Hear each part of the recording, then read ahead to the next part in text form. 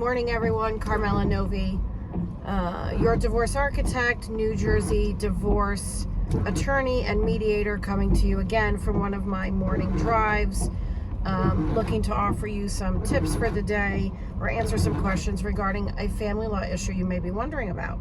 So on this rainy Thursday morning, I'm going to talk to you a little bit about a question I get asked pretty often, which is, can I move out of state with the children after my divorce? Or even if you're not married, how hard would it be for someone to move out of state with children if the other parent doesn't want them to? So the answer is that in New Jersey, it's not an easy thing to accomplish.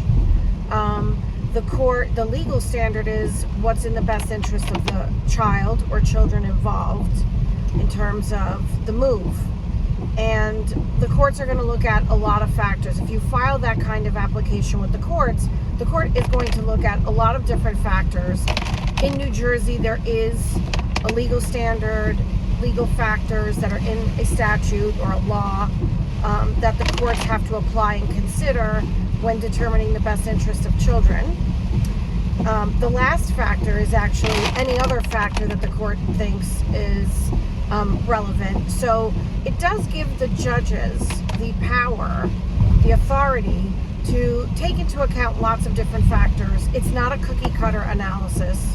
And you have to really understand how to present your case to a judge to maximize the likelihood that the judge will rule in your favor and allow you, if the other parent doesn't want you to move out of state, allow you to do that. You should also keep in mind, this is what we call a relocation case or a removal case, and it is very fact sensitive. And there's a difference between, for example, a parent who wants to move out of state from New Jersey and move to Florida, or the parent is just looking to move from a town in Bergen County to just over the New York State border or into Manhattan or something much, much closer, but puts them technically beyond the boundaries of the state of New Jersey, but in actuality probably closer than a lot of other places that parent could move and still stay within the boundaries of the state of New Jersey. So you really have to be thoughtful about the analysis. You really need to get an attorney on board with something like this that understands, that's handled these kind of cases, understands the law. When you file that kind of application with the court, there are certain things that are required. For example, you have to have a proposed parenting time plan. So if your idea is, I'm going to move to North Carolina and I'm going to send the children up to New Jersey every summer to visit with the other parent, and I'm going to allow them to come up every spring break, that's just an example, then that has to be in your papers. How you're going to pay for transportation, how those costs are going to be allocated, how you're going to ensure that the children have constant contact with the other parent, if that's the case. I mean, in some cases, the other parent is not highly involved in the children's lives, and sometimes not at all. So that's a different ballgame and a different scenario and set of facts.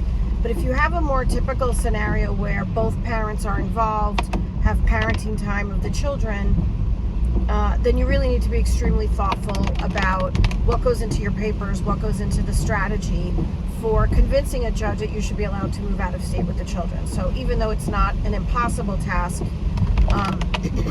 it can be very difficult depending on your particular facts and circumstances and how much the other parent objects, or whether they'd be willing to let you leave the state, but they have some requests of their own. Like maybe they want the entire summer and you don't want to give them the entire summer, but that's something you may have to bargain for.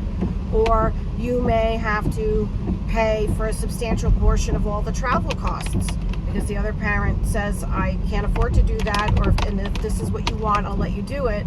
I'll let you move with the children, but I'm not paying for it. So there's a lot of factors that go into account.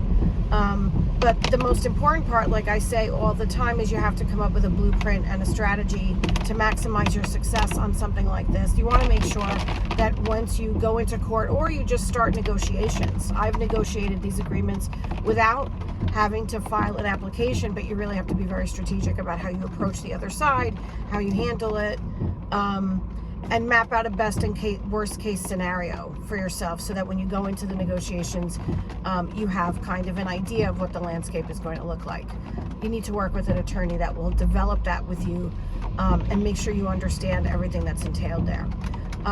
Okay, so that's my morning tip for the day, or answering of a common family law question. I'm a partner at the Weinberger Divorce and Family Law Group, and I am located out of the Bergen County office, although I practice statewide, but predominantly in the northern counties. And I'm happy to talk to anyone who wants to message me and set up a consultation to talk about their family law issue.